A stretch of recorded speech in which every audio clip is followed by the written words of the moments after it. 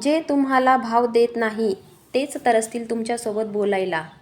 डोळे बंद करा आणि एक खोल श्वास घ्या. मी तुम्हाला काही सांगायला नाही तर काही आठवण करून द्यायला आले आहे. हे जग कोणतीही जत्रा नाही जिथे प्रत्येकाला सारखंच लक्ष मिळतं. हे जग एक आरसा आहे. तुम्ही जसे आहात तसंच ती तुम्हाला परत दाखवते. तुम्ही म्हणता लोक मला इग्नोर करतात. मी मनापासून देते तरीही मला दुर्लक्षित केलं जातं. पण कधी तुम्ही हे विचारलं आहे का? मी स्वतःला इतकं सोपं करून टाकलं आहे का की माझ्या अस्तित्वाची किंमतच संपवली आहे? ऐका, ही खूप कडू गोष्ट आहे, पण हेच सत्य आहे.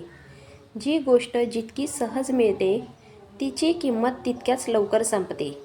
तुम्ही कोणाला वेळ देता, भावना देता, आदर देता, तुमच्या भावना पूर्णपणे उघड करता, नेहमी उपलब्ध राहता आणि मग आश्चर्य करता की समोरचा थंड का आहे.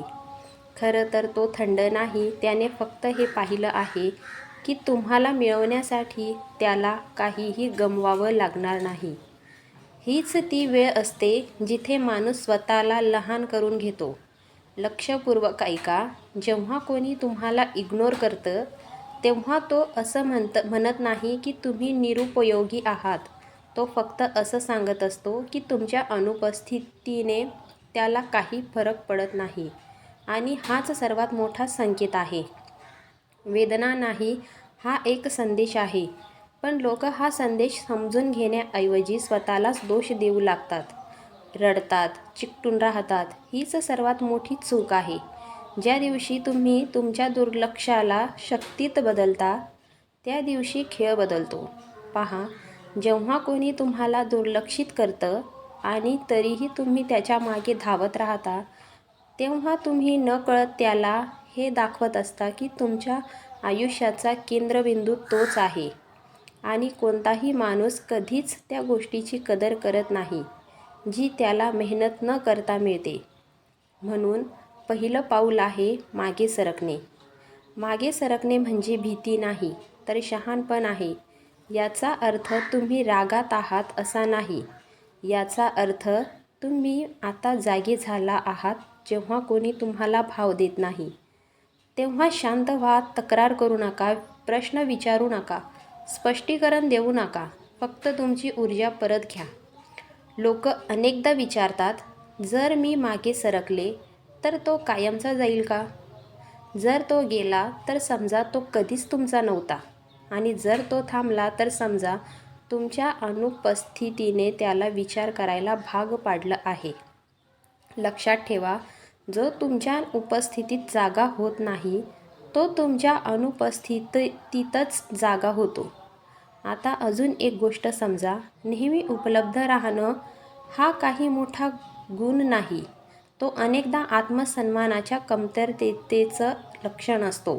जेव्हा तुम्ही प्रत्येक कॉल उचलता, प्रत्येक मेसेजला लगेच उत्तर देता, प्रत्येक वेळी स्वतःला सिद्ध करण्याचा प्रयत्न करता तेव्हा तुम्ही स्वतःच तुमची किंमत कमी करत असता. माणूस त्याच गोष्टीची इच्छा करतो जी मिळवणं थोडं कठीण असतं. थोडे रहस्यमय बना. सगळं काही सांगू नका. प्रत्येक भावना बाहेर काढू नका. शांततेचं वजन असतं. कमी बोलणारे लोक हलके नसतात. जो नेहमी हसत राहतो त्याला लोक मनोरंजन समजतात. पण जो शांत असतो त्याला लोक समजून घेण्याचा प्रयत्न करतात. आता भावनांबद्दल बोलूया. ज्याने तुम्हाला इग्नोर केलं आहे तो इच्छितो की तुम्ही दुःखी राहा. त्याची आठवण काढत राहा. त्याच्याबद्दल विचार करत राहा. तुमची अस्वस्थता त्याच्या अहंकाराला ताकद देते. पण ज्या दिवशी तुम्ही तुमच्या भावना नियंत्रणात आणता त्या दिवशी त्याची ताकद संपते. आता तुम्ही प्रतिक्रिया देत नाही. आता तुम्ही निवड करता. आता तुम्ही ठरवता की कोणाला महत्त्व द्यायचं आणि कोणाला नाही. हाच खरा सामर्थ्य आहे. स्वतःची किंमत वाढवण्याचा अर्थ कोणाला जळवणं नाही. स्वतःची किंमत वाढवण्याचा अर्थ आहे स्वतःला अधिक खोल बनवणं.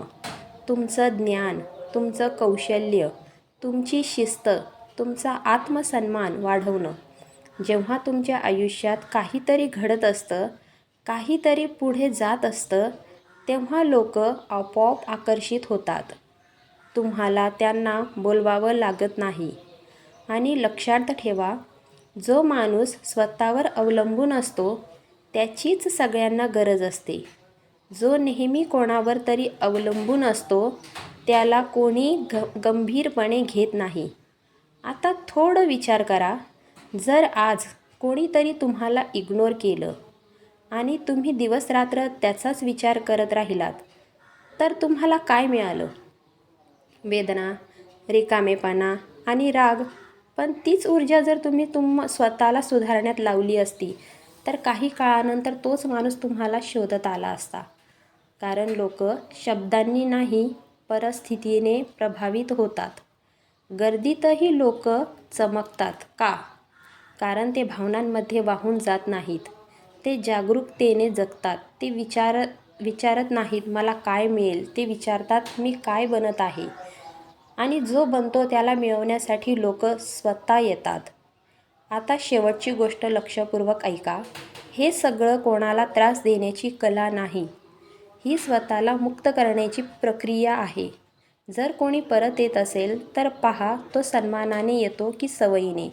आणि जर कोणी परतच आलं नाही तर तुम्ही हरत नाही, कारण आता तुम्ही स्वतःच्या बाजूने उभे आहात.